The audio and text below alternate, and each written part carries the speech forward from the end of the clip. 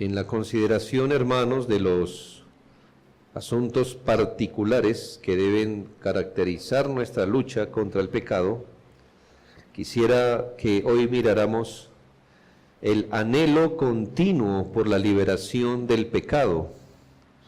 El anhelo continuo de la liberación del pecado como, obviamente, una de las herramientas que tenemos a la mano para mortificar el pecado.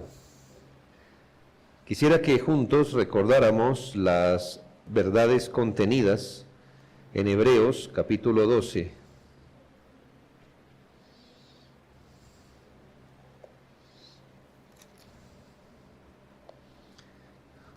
Del 1 al 4, donde dice la palabra de Dios: por tanto nosotros también, teniendo en derredor nuestro tan grande nube de testigos, despojémonos de todo peso y del pecado que nos asedia, y corramos con paciencia la carrera que tenemos por delante, puestos los ojos en Jesús, el autor y consumador de la fe, el cual por el gozo puesto delante de él sufrió la cruz, menospreciando el oprobio, y se sentó a la diestra del trono de Dios. Considerad a aquel que sufrió tal contradicción de pecadores contra sí mismo, para que vuestro ánimo no se canse hasta desmayar, porque aún no habéis resistido hasta la sangre, combatiendo contra el pecado. Estas palabras vienen a propósito de la meditación o la consideración del apóstol sobre un grupo de creyentes que entendemos por el contenido de la carta.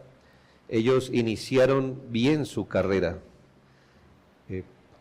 y por un buen tiempo perseveraron en el Señor y hasta llegaron a experimentar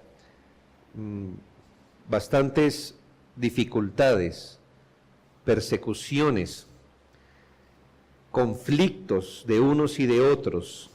Así que ellos mostraron por algún tiempo cómo era seguir y servir al Señor bajo situaciones muy difíciles. Pero ahora el apóstol les escribe con dolor porque algunos hermanos comenzaron a retroceder al ver los problemas o conflictos o persecuciones. La imagen es muy penosa, como la de un atleta que ha corrido numerosos kilómetros, ha caído, se ha levantado, que ha superado muchos obstáculos, ha soportado la sed, el calor, la lluvia, pero que en un punto de la carrera se detiene y comienza a desviarse del camino, perdiendo así todo el esfuerzo y sufrimiento que había soportado. Así que como un pastor diligente, el apóstol les ministra por medio de la palabra de Dios, exhortándolos con una diversidad de argumentos, como el apóstol les habló a ellos para corregir ese estado en el que estaban, que él mismo lo cataloga como que ya iban a desmayar en la carrera. Lo primero que hace en el versículo 1 es llevarlos a considerar a los que antes de ellos corrieron también la misma carrera. El apóstol les lleva a pensar que no son los primeros que están corriendo esa carrera. Antes de ellos, otros caminaron el mismo sendero, peregrinaron bajo circunstancias similares y vencieron. Y hoy, metafóricamente hablando, contemplan su andar como testigos en la carrera.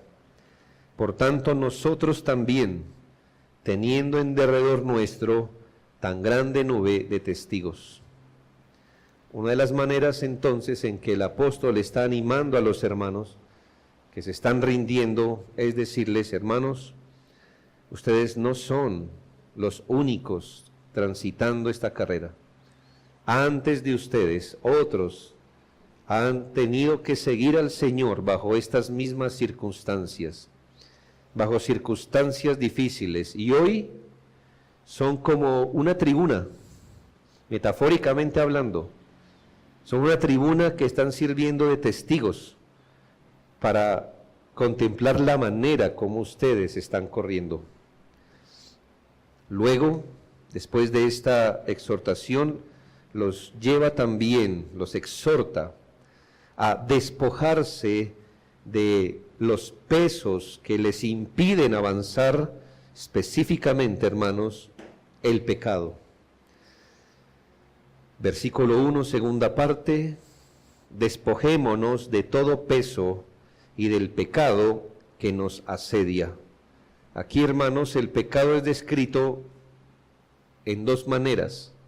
Uno, como un peso. ¿Sabe, hermano? Hoy ya la tecnología va tan avanzada en el caso de los atletas, que pesan, los atuendos que ellos usan. Cualquier gramo, que uno diría, pues, ¿cuál es la diferencia entre 1 gramo y 3 gramos? Bueno, pero eso en una carrera de 40 kilómetros puede llegar cualquier cosita, hermanos, ¿me hago entender? Hermanos, no podemos correr la carrera cristiana, es lo que les dice el apóstol, con un peso. ¿Y cuál es el peso de la carrera cristiana? Pensé que iba a decir mis providencias. No, hermanos, el pecado es el peso. El pecado es el peso. Pero también el pecado es descrito como ¿qué? En el versículo 1, como un asedio. Un asedio es aquella acción que llevaban a cabo los ejércitos, situándose alrededor de un lugar y disparando constantemente. No importa cuánto tiempo se demore el bombardeo, ya la ciudad irá a caer. El asedio.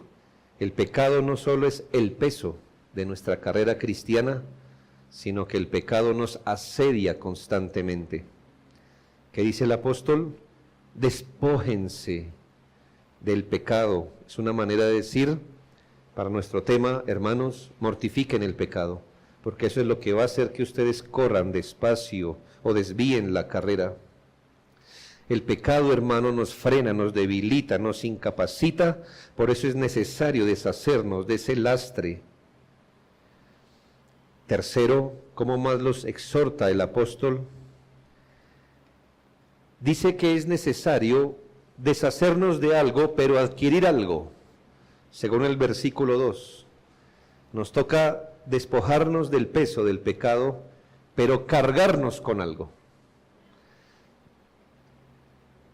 Dice la Biblia, o el apóstol les exhorta a correr la carrera con perseverancia o paciencia. Corramos con paciencia la carrera que tenemos por delante. Recuerde que conocimos un atleta, ¿verdad?, que inició corriendo rápido para quedar rezagado, porque él no midió que la carrera no era el que llegara primero, sino el que corriera con perseverancia. ¿Sabe, hermano? Nadie le está pidiendo que llegue primero que nosotros, sino que llegue. Así que, hermanos, la carrera cristiana, ¿cómo se corre? Con paciencia. Resultados rápidos. Hermano, ustedes confíen, si yo mañana le digo, hermano, tengo esta cubeta de huevos, en un día me dieron así, en un día. Ayer no tenía y hoy mire ya. ¿Usted qué diría? No sé, si eso es posible, ¿cuántos químicos le habrá echado? Eso no es un huevo. Eso es algo.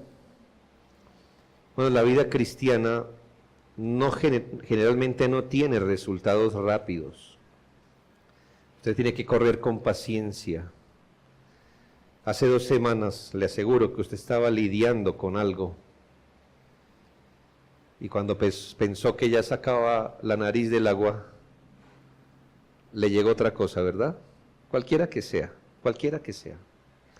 Hermanos, la carrera cristiana se corre con paciencia, con paciencia. Hay que ser perseverante. Tropezó, incorpórese. Cayó, levántese. Fue herido, corra al Señor por sanidad. Pero tiene que seguir otra vez, otro día más. Tiene que correr la carrera con paciencia, esa carrera que tenemos por delante. Despréndase de la paciencia en el mismo instante que esté exhalando su última bocanada de aire. Antes todavía le es necesaria la paciencia. Y finalmente, el apóstol les anima a correr la carrera con el máximo aliciente posible. Versículos 2 y 3, puestos los ojos en Jesús, el autor y consumador de la fe, el cual por el gozo puesto delante de él sufrió la cruz, menospreciando el oprobio, y se sentó a la diestra del trono de Dios. Considerad aquel que sufrió tal contradicción de pecadores contra sí mismo, para que vuestro ánimo no se canse hasta desmayar. Y es una forma de decir que, además de todos los testigos que tenemos, metafóricamente hablando, en esta carrera, al final de la carrera, enfrente de la carrera, debemos considerar a Cristo, que Cristo también corrió esa carrera. Dice, puestos los ojos en Jesús, por supuesto que es una manera de decir algo, porque no podemos por ahora ver a Jesús con nuestros ojos. Más adelante explica qué es poner nuestros ojos en Jesús. Él dice, considerad. Eso quiere decir, hermanos, que en la carrera debemos andar pensando en el Señor. Piense en el Señor. Dé tiempo a su vida para pensar en el Señor. ¿Qué debemos pensar en el Señor? Bueno, como autor y consumador de la fe, que Él le dio la fe y la llevará a su perfección, es la palabra que se usa allí. Dice, por el cual Jesús, por el gozo puesto delante de Él, sufrió la cruz, menospreciando o no haciéndole caso a la vergüenza. Así que dejando a un lado la vergüenza de la cruz, la sufrió. ¿Por qué? Porque tenía un gozo puesto delante de él. Consideren eso, hermanos, para que su ánimo no se canse hasta desmayar. Debemos correr con la conciencia, debemos correr con los ojos puestos en Cristo, como Él se revela en la palabra, como profeta, sacerdote y rey, a quien tenemos delante de nosotros, contando con su ayuda para no desmayar. Pero después de todo eso, no quería enfatizar en eso específicamente, sino en cómo concluye el apóstol esta exhortación. En el versículo 4. El apóstol, creo que aquí usa de osadía en lo que nos dice. Está buscando, hermanos, revestir nuestra vida de firmeza y alejarnos de toda forma de autocompasión y victimización. Son palabras nuevas, pero su estado o su existencia es antigua. Cada uno de nosotros tiene de eso en el corazón, y es esa constante sentido de pobrecitos nosotros y nuestro propio caso. La autocompasión.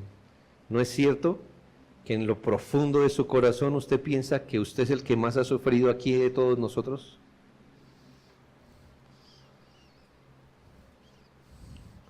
Usted piensa que después de usted, Job y eso, ¿sí? Y eso. Que a usted sí que le tocó duro. Y usted mira al otro y realmente piensa que a él le tocó más fácil que a usted, ¿cierto? Porque si a él le hubiera pasado lo mismo que a mí, él no puede entender, porque yo sí que he sufrido.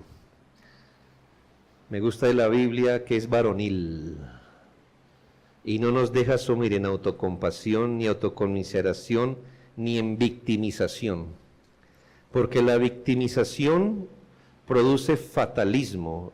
Es decir, si usted es la víctima, ¿qué puede hacer? ¿Qué más puede hacer? Llore, hermano, porque ¿qué hacemos? No, hermanos. ¿Sabe cómo los saca de allí? Los llama de esta forma, porque aún, es decir, corran así, corran con valentía, corran mirando a Cristo, corran despojándose del pecado, corran con perseverancia, porque aún, hermanos, no habéis resistido hasta la sangre combatiendo contra el pecado.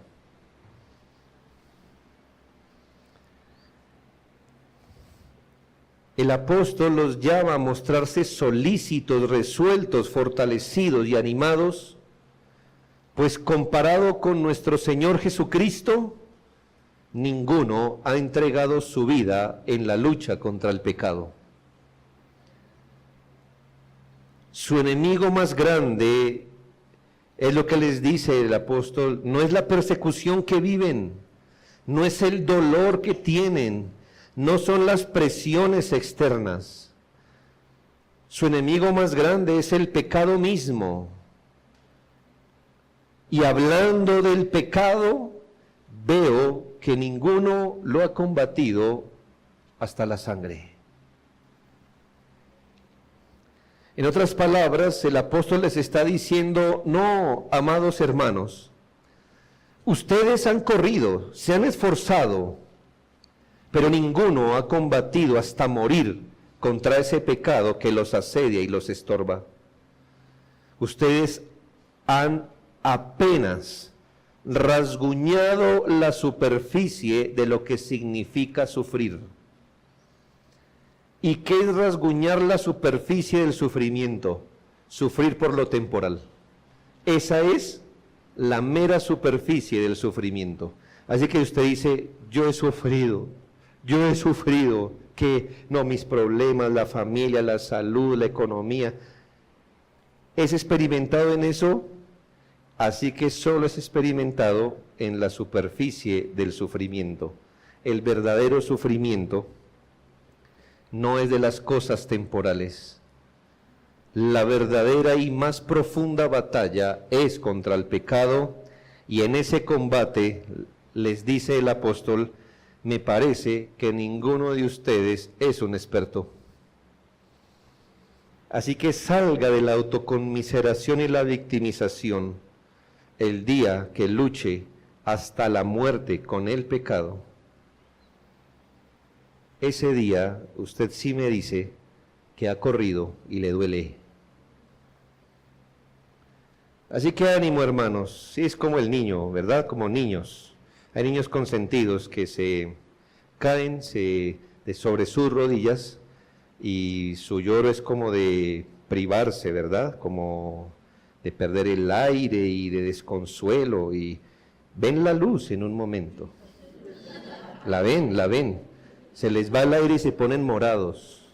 O sea, la ven. ¿Y usted qué le dice a un niño? Levántese, ya. ¿Por qué? El niño piensa que eso es su peor dolor. Y usted en su mente dice, espere que crezca, ¿verdad? Él solo está rasguñando la superficie del dolor, porque se cayó sobre sus rodillas. Hermanos, nosotros solo hemos rasguñado la superficie del dolor, porque se ve, y yo también me veo, que no hemos luchado con el pecado hasta la muerte. La lucha contra el pecado no nos ha hecho sangrar la conciencia, es lo que le estoy diciendo. No nos ha quitado el sueño, se nota.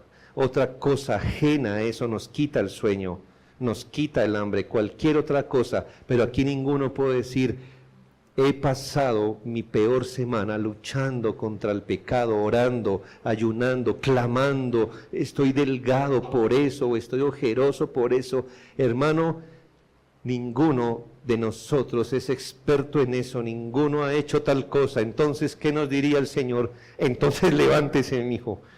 Eso no es para tanto. Porque apenas conocen la superficie del sufrimiento. Dicho positivamente, nuestra lucha contra el pecado debería ser costosa, hasta el punto de ser una lucha, según el apóstol, de vida o muerte. A menudo volcamos nuestros anhelos en que las providencias nos sean favorables para servir mejor al Señor. Es un buen deseo. Nadie quiere una providencia no favorable para servir al Señor. Pero hermanos, las providencias favorables son buenas, pero no son suficientes. El anhelo que debería ocupar nuestro corazón es el de ser liberados de nuestro mayor lastre, que es el pecado. Usted no va a correr la carrera bien, no hasta que pase su providencia, sino hasta que venza el pecado. Usted va a correr mejor hasta que venza el pecado. Por tanto, considere este principio, querido hermano. Este es mi principio, mi tesis al comienzo y mi conclusión final. Esfuércese por desarrollar un anhelo continuo por la liberación del poder de sus deseos pecaminosos.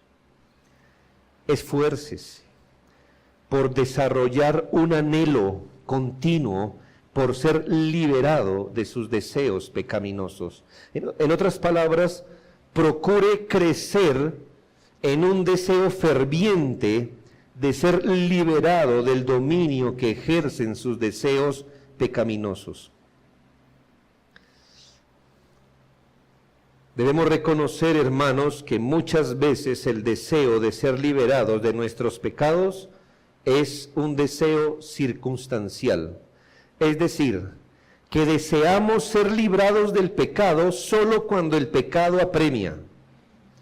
O que deseamos ser librados del pecado solo cuando hemos vuelto a caer en él, o cuando sentimos en algo el rigor de esas consecuencias o males que el pecado ha provocado.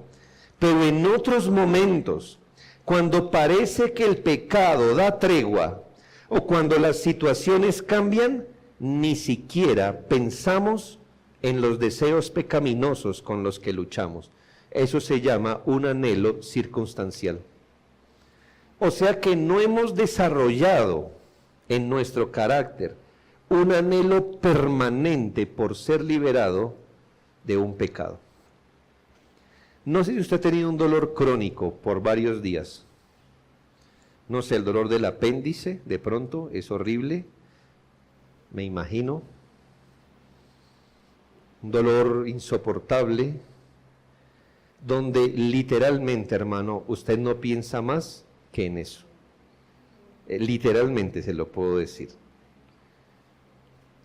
Donde usted no tiene solaz ni por un minuto y todos sus pensamientos se enfocan en que eso le sea quitado.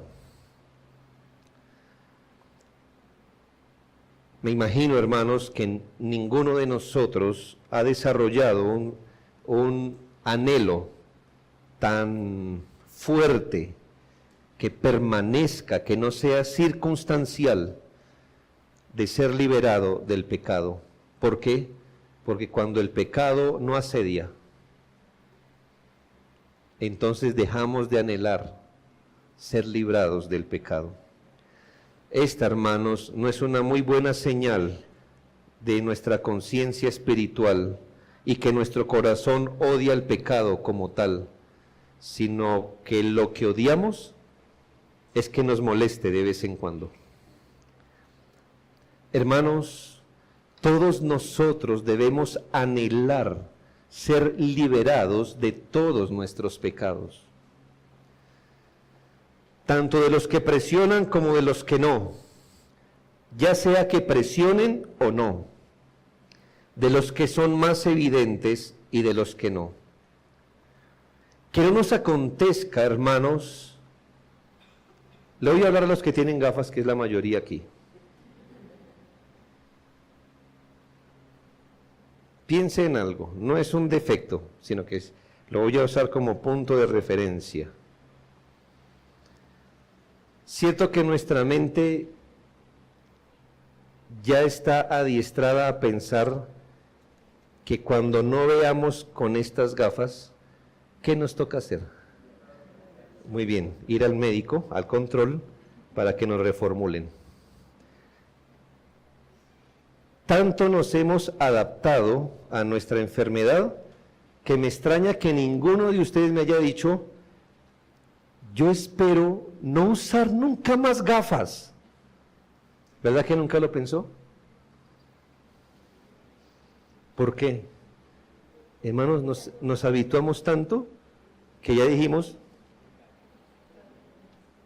yo lo único que pienso es la próxima vez que me toque cambiarlas, y esa es la verdad. Nunca apuntamos al día en que dejemos de usarlas. ¿Sí o no, hermano? Bueno, ahora bien, que no nos acontezca que tan frecuente sea nuestra realidad de pecado, que ya no anhelemos ser liberados del pecado, simplemente estamos aprendiendo a cómo lidiar con él.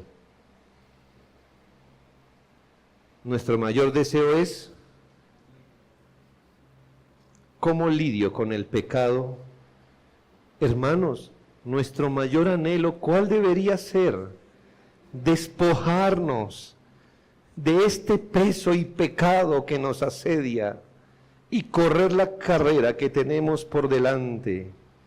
Estamos acostumbrados a caer y levantarnos, que ya razonamos al nivel de: cuando caiga, ¿qué hago para levantarme? Pero no razonamos al nivel de: quiero dejar de hacer esto. Quiero ser liberado de esta tendencia pecaminosa. Quiero tener victoria sobre esto. Simplemente nos hemos acostumbrado a lidiar con el pecado. Lidiar con el pecado está bien, hermanos. Lo que digo, hermanos, es que debemos pensar y anhelar de todo corazón ser liberados del pecado. En sí, dice alguien, este anhelo por la liberación del pecado en sí mismo es una gracia. Es una buena señal de vida espiritual anhelar no pecar. ¿Qué hago cuando peco? Bueno, también es una señal de gracia, pero es una señal poderosa de gracia anhelar no pecar. Anhelar no pecar.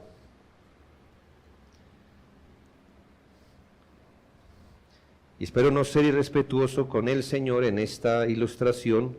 Me apalanco en lo que el Señor hizo con Salomón.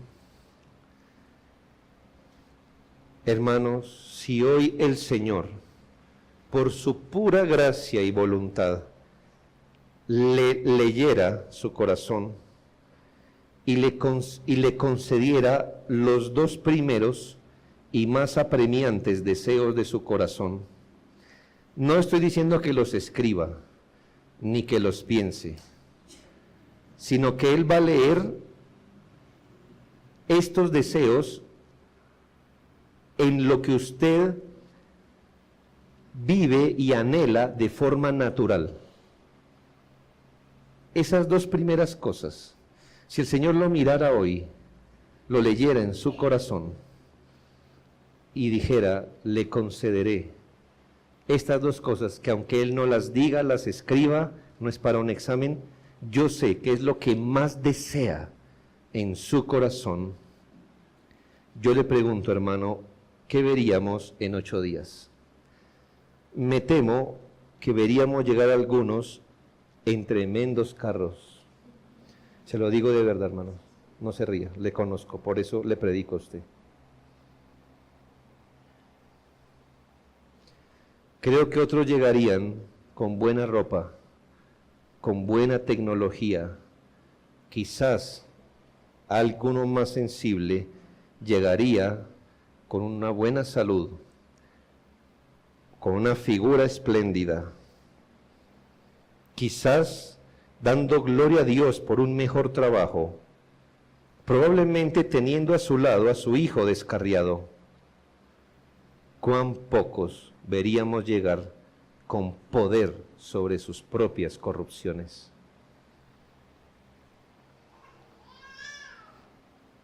Si el Señor le concediera hoy los primeros 2 deseos, que en la realidad son el eje de su vida, yo le pregunto, ¿usted llegaría igualito que está hoy, pero con dominio sobre el pecado?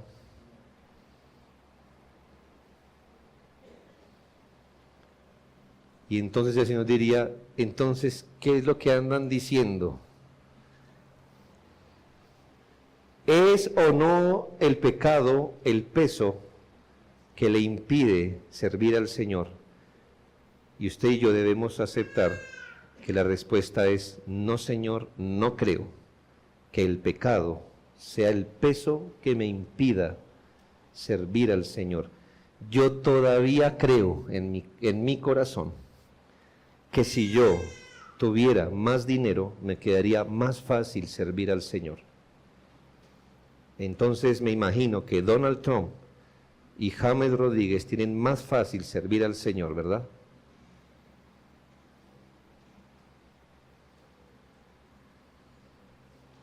Bueno, al menos el familiar suyo que tenga más plata, sí la tiene mejor, ¿verdad? No, hermanos, ¿por qué? ¿Cuál es el problema? El pecado.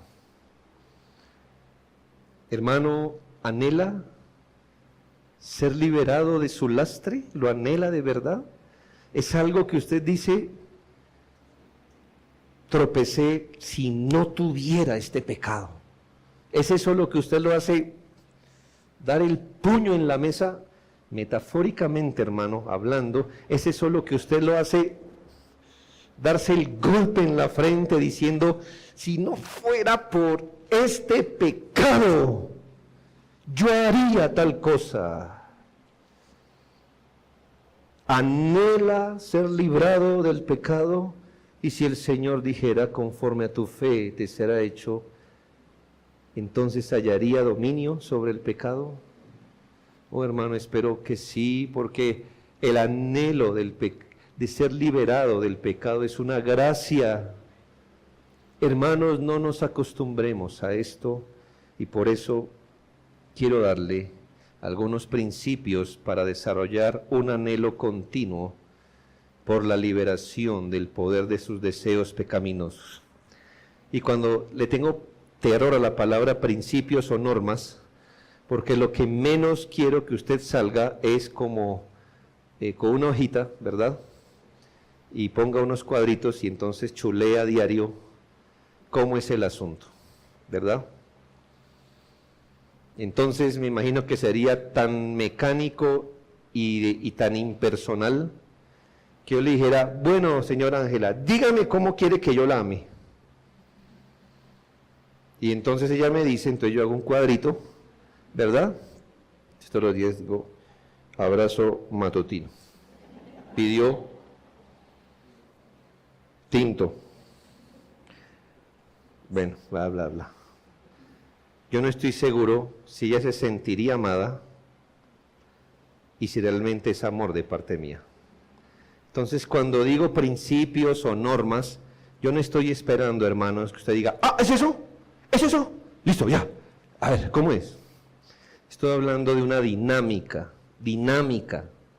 que debe presentarse en nuestra relación, la relación que cultivamos con el Señor por medio de su Espíritu. Primero, hermanos, primer principio, ¿qué quiero hacer? ¿Principios para qué? para que podamos desarrollar ese anhelo que deberíamos tenerlo, ¿verdad? Que debería estar en nosotros. ¿Qué es lo que más le aqueja hoy? Deberíamos decir, el pecado. ¿Qué es lo que más le preocupa? El pecado. ¿Qué es lo que más le estorba? El pecado. ¿De qué quiere ser librado? Del pecado. Debería ser normal. Pero ya que no ocurre, hermanos, ¿qué principios podemos dar para desarrollar un anhelo continuo por la liberación del pecado? Primero, no permita ni por un momento que su corazón se sienta satisfecho con su estado y condición actual. No se permita eso, hermano, por favor. No permita ni por un momento que su corazón se sienta satisfecho con el estado o la condición que tiene actualmente.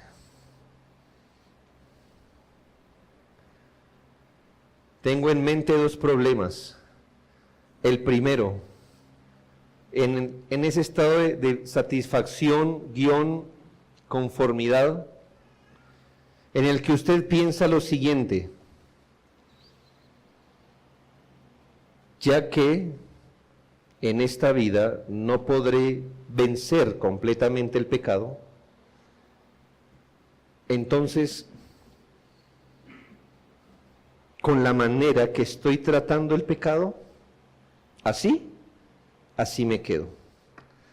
Yo espero que usted no use ese mismo principio respecto a su salud, estudios o trabajo. ¿Diría acaso, ya que nunca gozaré de salud perfecta, para qué me cuido y más bien me arrojo a todo vicio? ¿Verdad que no? O, ya que no seré el trabajador perfecto, ¿para qué trabajo? Ya que mis hijos no son perfectos, los abandonaré, como decían los romanos, a los elementos. Por supuesto que no. Pero tampoco, hermano, quiero que piense lo siguiente: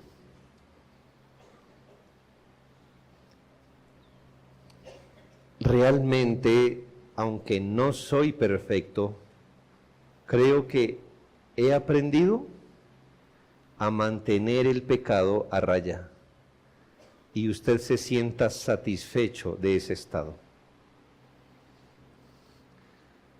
Hermanos, no hemos combatido contra el pecado hasta la muerte. Entonces nunca se sienta satisfecho con el estado que hoy tiene, ni con su posición actual.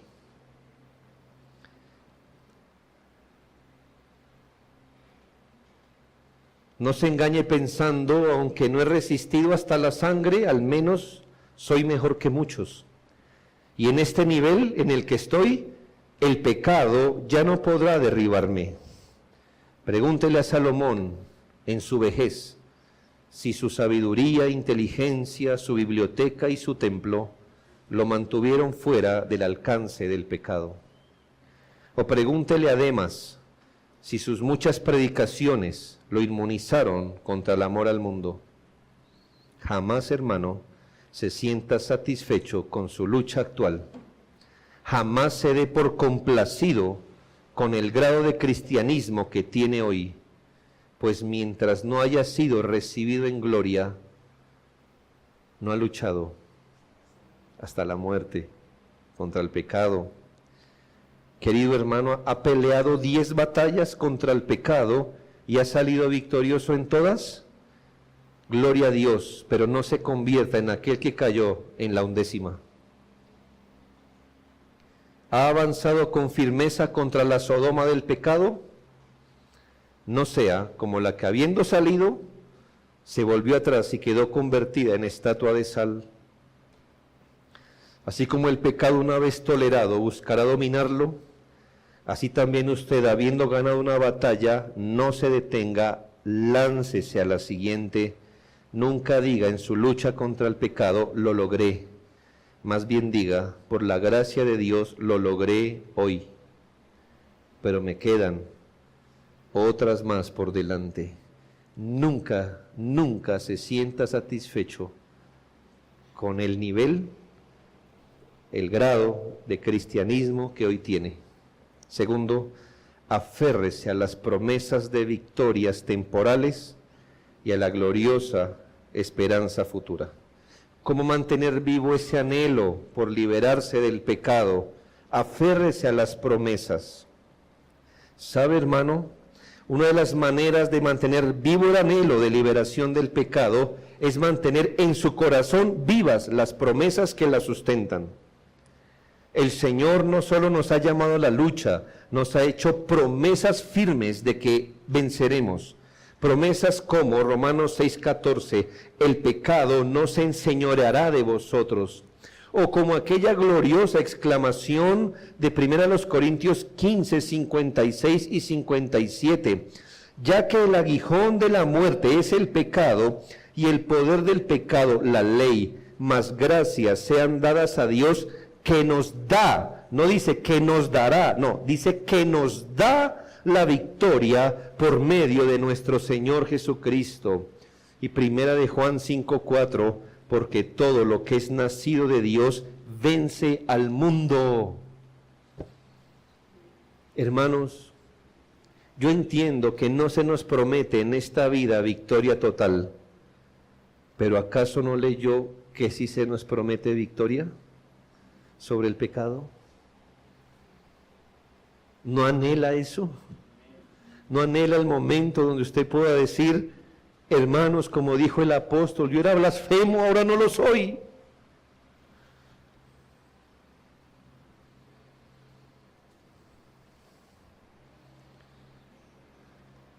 Estas promesas no son recursos literarios ni consuelo de tontos.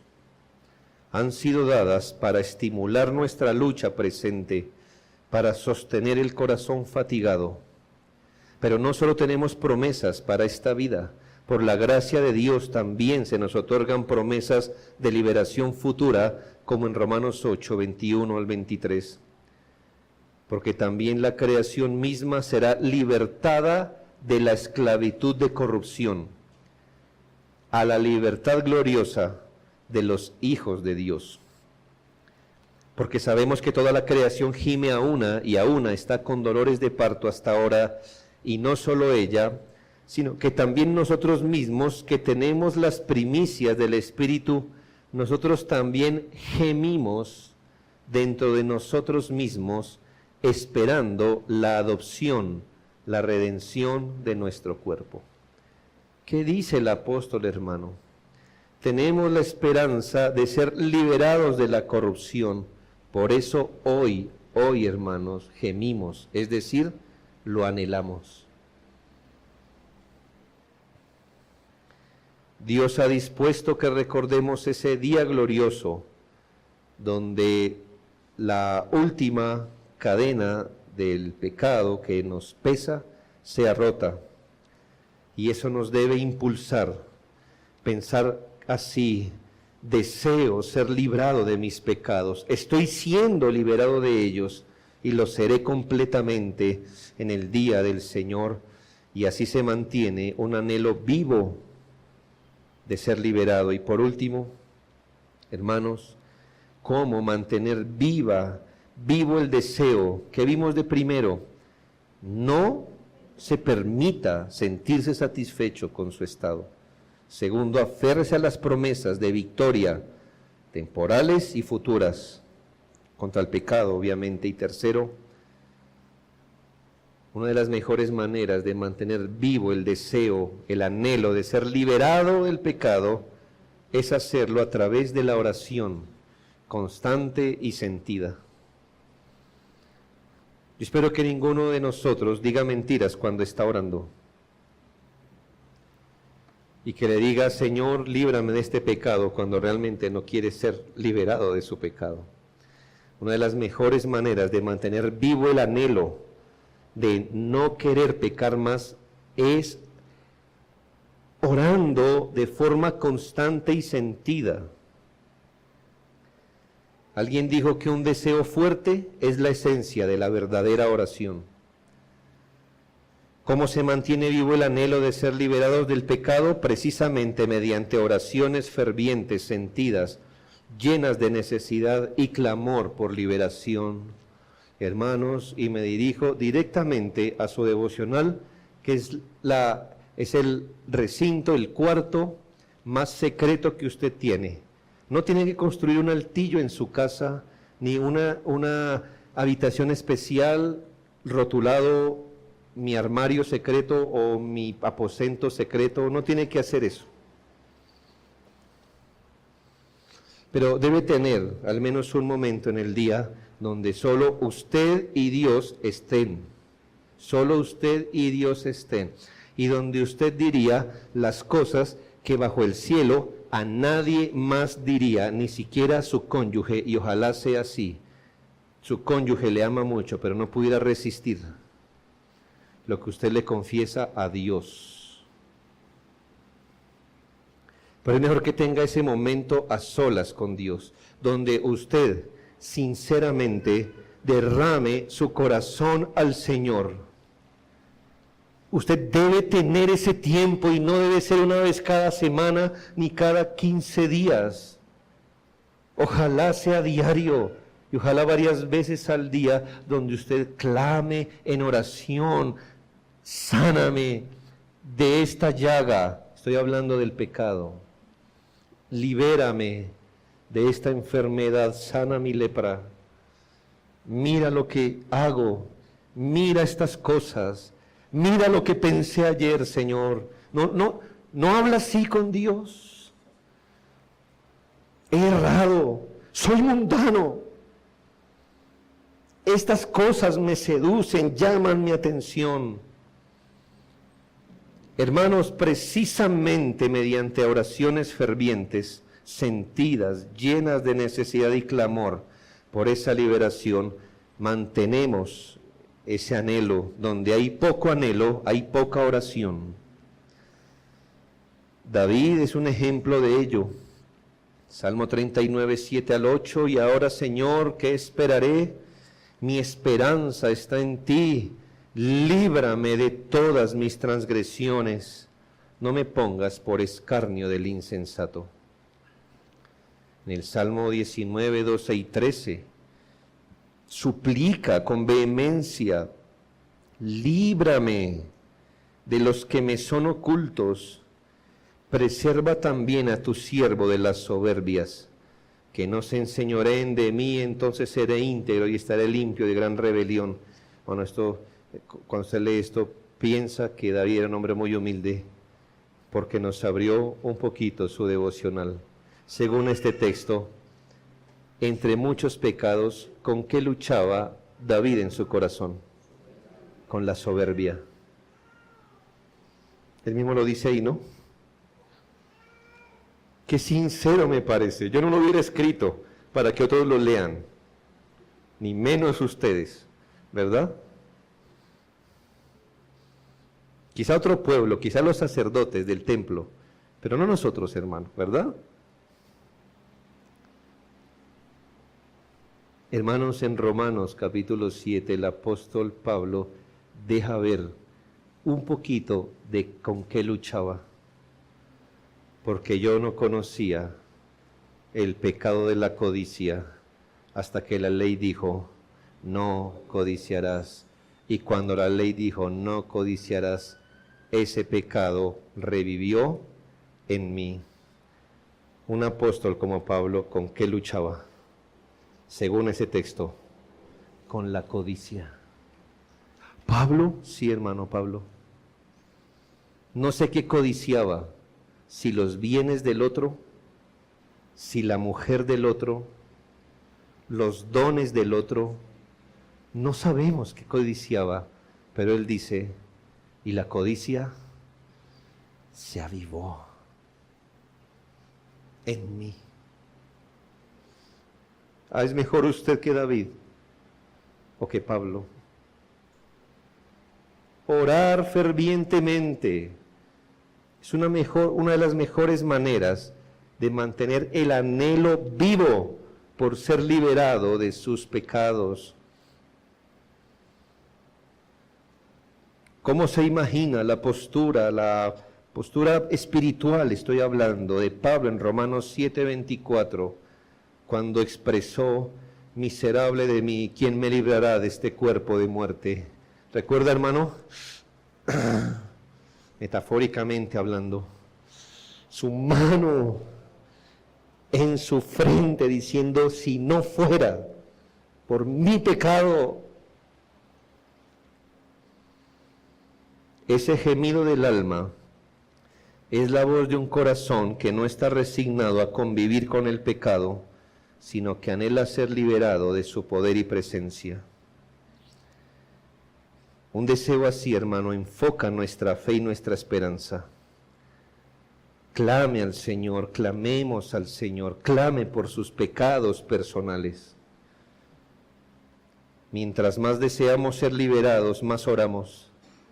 Y mientras más oramos, más es posible que el deseo sea cumplido en nuestro corazón. Así obra Dios en nosotros, sembrando deseos santos. Con los deseos santos aviva nuestra oración.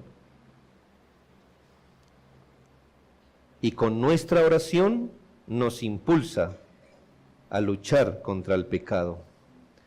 Acepte este principio como cierto siempre. Si usted no desea con intensidad la victoria sobre su pecado, no la obtendrá jamás. Porque Dios le concedería algo que usted no anhela.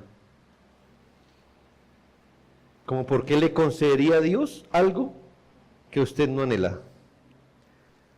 Dios no concede aquello que no se desea ardientemente en su presencia.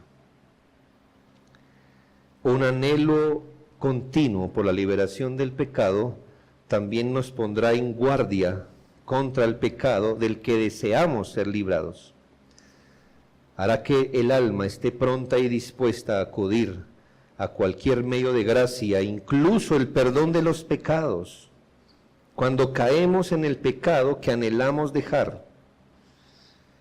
Y todo esto Dios lo usa a nuestro favor para irnos dando victoria sobre el pecado.